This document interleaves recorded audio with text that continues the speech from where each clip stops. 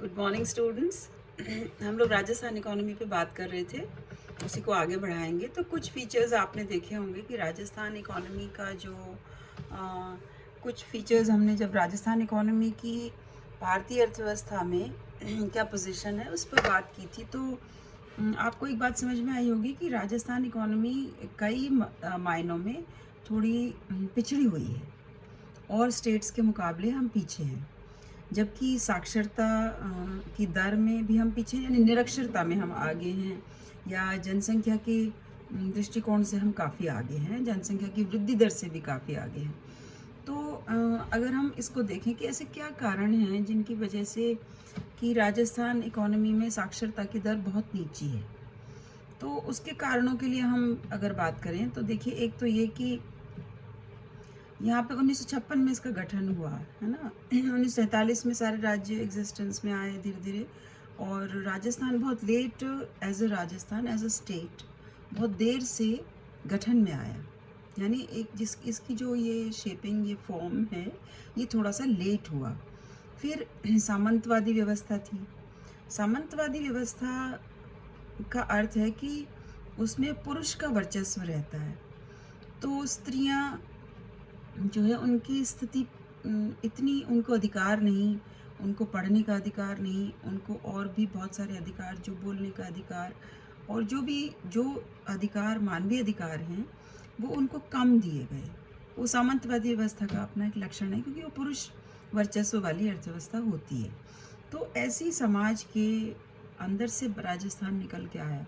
तो आप ऐसा समझें कि जैसे कोई रेस है, कोई दौड़ है, उसमें एक आदमी तो 400 मीटर आगे से दौड़ रहा है, 500 मीटर आगे से दौड़ रहा है, आप उतना पीछे से दौड़ना शुरू कर रहे हैं, तो आप निश्चित रूप से पीछे रहेंगे, क्योंकि आपने दौड़ ही पीछे से शुरू की है। इसी प्रकार से राजस्थान की जो समाज है, उस पर ऐसा सामंतवाद का इस तरह का प्रभाव था कि वो दौड़ पीछे से शुरू हुई विकास की प्रक्रिया में। अगर हम उसको ठीक से देखने का प्रयास करें तो राजतंत्र हावी था और सामंतवाद हावी था, और स्त्रियां और बच्चों की स्थिति उतनी अच्छी नहीं थी जितनी और स्टेट्स में थी।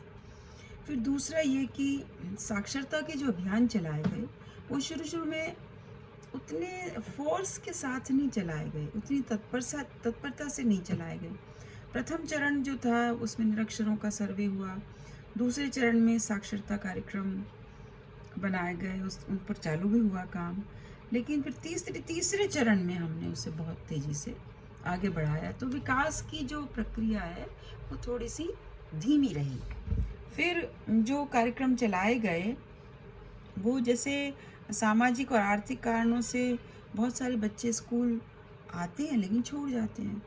प्राय लड़कियां छोड़ देती हैं स्कूल, क्योंकि 5वीं तक स्कूल है गांव में, बाहर माँ बाप भेजना नहीं चाहते, क्योंकि इतना सेफ नहीं, सिक्योर नहीं, समाज की अपने बंधन हैं, अपनी कंडीशनिंग्स हैं, उनकी वजह से लड़कियों को आगे नहीं भेजा जाता।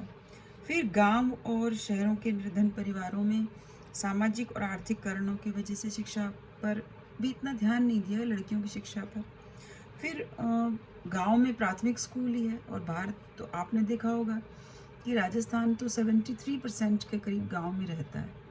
तो उस समय तो और भी ज़्यादा गांव में रहता था, शहरीकरण और भी लेट हुआ, तो लड़कियां और भी कम पढ़ पाई, क्योंकि गांव में प्राथमिक 5वीं तक स्कूल है, पास के शहर कस्बे में है बड़ा स्कूल, वहाँ कोई भेजना नहीं चाहता, तो लड़कियां पिछड़ी रह गई। तो इस प्रकार से ये कुछ कारण थे सामाजिक और थोड़े बहुत आर्थिक। उस वजह से बहुत सारे ये कारण हुए जिनकी वजह से कि साक्षरता की दर नीचे रही। अब अगर हम देखें तो जिलेवार अगर जनसंख्या का वितरण देखें, तो अब हम स्टेट से तो हमने कंपैरिजन किया, लेकिन जिलेवार हम बाद में देखेंगे। अगर राजस्थान में ये देखें हम कि जनसंख्या के नियंत्रण के क्या उपाय किए गए, तो जनसंख्या के नियंत्रण के लिए काफ़ी सारी पॉलिसीज़ लागू की गई शुरू में, लेकिन जो अभी लेटेस्ट हम 2010 के बाद आसपास देखें तो दंपत्ति सुरक्षा दर जो राजस्थान में 2010 में थी वो 52.1% थी। यानी कितने दंपत्ति बच्चा ना करने के लिए कोई सुरक्षा का इस्तेमाल करते हैं, जैसे कॉन्ट्रासेप्टिव्स, पिल्स इत्यादि का इस्तेमाल करते हैं, वो सिर्फ 52% लोग हैं।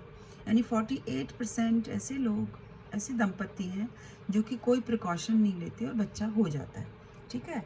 फिर पंचायत चुनावों में सीमित परिवार के लिए कानूनी प्रावधान बनाया गया 1992 में कि 2 बच्चों के बाद अगर किसी का बच्चा हुआ तो वो सरपंच का चुनाव, प्रधान का चुनाव नहीं लड़ सकता।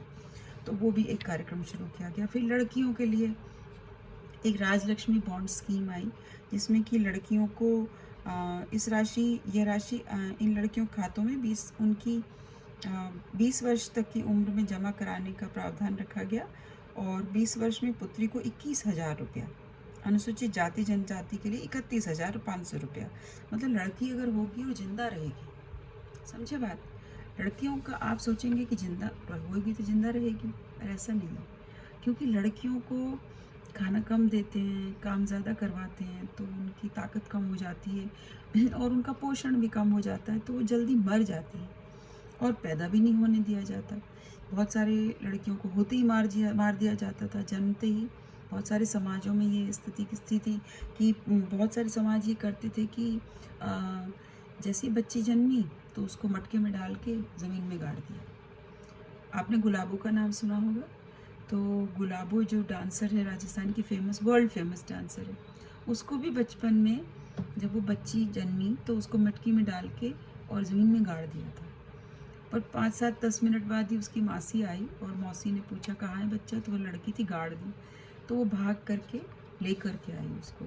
तो वो करीब आधा घंटा उसमें लग गया, पर वो बच्चा जिंदा रहा और उसको ले करके आया। पर ऐसा सब बच्चों के साथ तो नहीं हुआ। सबकी मौसियाँ तो भाग करके आकर के बच्चा निकाल के नहीं लाई और वो बच्चियाँ मर गई। ऐसा बहुत सारी बच्चियों के साथ हुआ। तो ये, और इसके अलावा अब जो बहुत आधुनिक हो गए हैं, शिक्षित हो गए हैं, हमारे पास पैसा आ गया है, तो अब हम क्या करते हैं, बच्ची को होने के बाद गाड़ो। क्या मतलब है? बच्चे जन्म पेट में है, पता कर लो लड़की है तो उसको मार दो, उसको निकलवा के फेंकवा दो। इसको कहते हैं हम कन्या भ्रूण हत्या, है ना, जो कि राजस्थान में बहुत ज़्यादा है। राजस्थान, पंजाब, हरियाणा, आपको पता है कम से कम 2 करोड़ लड़कियां मार दी गई हैं, तो जो जिनको जन्म नहीं दिया गया। तो ऐसी स्थिति में राजस्थान सरकार ने सोचा कि कोई ऐसी स्कीम लाई जाए जो कि पैसे के लालच में ही शायद बच्ची को बचा लें। तो वैसे तो शायद बच्ची को ना बचाएंगे, लेकिन पैसा देंगे तो शायद बच्ची बच जाएगी। तो बच्ची के नाम पर जब वो 21 साल की हो जाए, 20 साल की हो जाए, तो उसको 21,000 रुपये मिलेंगे। और अगर अनुसूचित जाति जनजाति की है तो उसको 31,500 रुपया दिया जाएगा। इस स्कीम से ये मुख्यमंत्री बालिका संबल योजना, इसको भी लागू किया गया। 10,000 रुपये प्रोत्साहन दिया गया।